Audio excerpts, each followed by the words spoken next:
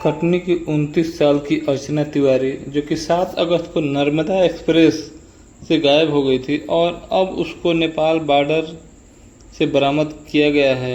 एक नई जिंदगी बसाने की तलाश में गायब हुई अर्चना तिवारी चाहती थी कि यह सब समझें कि वह मर चुकी है, और देख सकती है उसकी साथी दिमाग और कितना सातिराना अंदाज। इंदौर में वकालत के साथ सिविल जज बनने की तैयारी करने वाली अर्चना ने अपनी मौत साबित करने के लिए पूरा इंतजाम कर लिया था उसने। और इस तरह से अर्चना तिवारी को 13 दिन में कहाँ कहाँ नहीं तलाशा गया। इधर पुलिस उसे मध्य प्रदेश में तलाशती रही और अर्चना हैदराबाद, दिल्ली से नेपाल तक हजारों किलोमीटर की यात्रा करती रही। और इस तरह से जीआरपी भोपाल के एसपी के अनुसार राहुल कुमार जी ने गुरुवार को एक प्रेस कॉन्फ्रेंस के दौरान बताया था कि किस तरह अर्चना ने अपने एक पुरुष मित्र सारांश और उसके साथी तेजिंदर के साथ मिलकर पूरी साजिश रची और बारीकी से घटना को अंजाम दिया। असल में अर्चना का परिवार चाहता था कि अब बेटी शादी कर ले।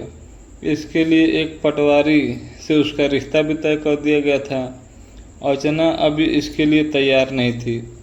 वह अपनी करियर बनाना चाहती थी और फिर अपनी मर्जी से शादी करना चाहती थी। परिजनों से कई बार उसका इस बात को लेकर झगड़ा भी हो चुका था, लेकिन परिवार की जिद देख वह समझ गई थी कि अब वह इस बात को टाल नहीं सकती थी। और इस तरह से अपने सातिराना अंदाज में इस तरह से घटना को अंजाम दिया।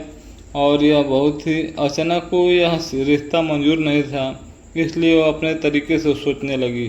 वह अपनी मर्जी के मुताबिक अपनी दुनिया बसाना चाहती थी। उसने अपने मन की बात 26 साल के युवक जो कि सारांश को अपनी सारी बात बताई, जो कि अपने घर के बारे में सब कुछ जो भी था वो अपनी बात बताई, जिससे उसकी मुलाकात इसी साल जनवरी में ट्रेन में हुई थी। सारांश नामक युवक से उसकी मुलाकात इसी साल में 2025 में ही जनवरी मंथ में हुई है। और सुजालपुर के सारांश और अर्चना के बीच बहुत करीबी हो चुकी थी। अर्चना, सारांश और तेजिंदर ने मिलकर पूरी साजिश रची। उनका मकसद था कि अर्चना को इस तरह लापता किया जाए कि सभी लोग मान लें कि वह मर चुकी है और वह कभी पकड़ में न आए। सारांश ने तेजिंदर की मदद से अर्चना को इटारसी स्टेशन पर ट्रेन से उतारा और अपने सड़क के रास्ते अपने घर ले गया। मीडिया में खबर आने के बाद उन्हें पकड़े जाने का डर सताने लगा और हैदराबाद, दिल्ली से नेपाल तक घूमते रहे। सारांश अर्चना को नेपाल में छिपाकर वापस भी चला आया था और खुद की मौत को दिखाने के लिए क्या क्या इंतजाम उसने किया, जो कि अर्चना तिवारी ने। और बताइए उसकी क्रिमिनल माइंड, जो कि वह सिविल जज की तैयारी कर रही थी। इटारसी में अर्चना ने घड़ी और फ़ोन तेजिंदर को दे दिया और कहा कि वह इन्हें बागतवा एक जगह है और मिड घाट एरिया के बीच उन्हें कहीं भी फेंक दे।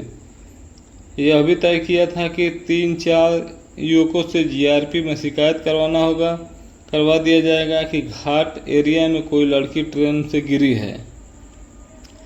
पुलिस को मोबाइल और घड़ी मिलेगी, लगेगा कोई लड़की मर गई है, जानवर उसे खा गए हैं।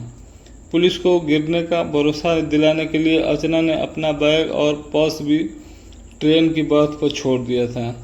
और इस तरह से अर्चना तिवारी की एक खौफनाक साजिश असफल हुई। और इस तरह से हरकत काफ़ी गंदी सोच का ही परिणाम है और निंदनीय है।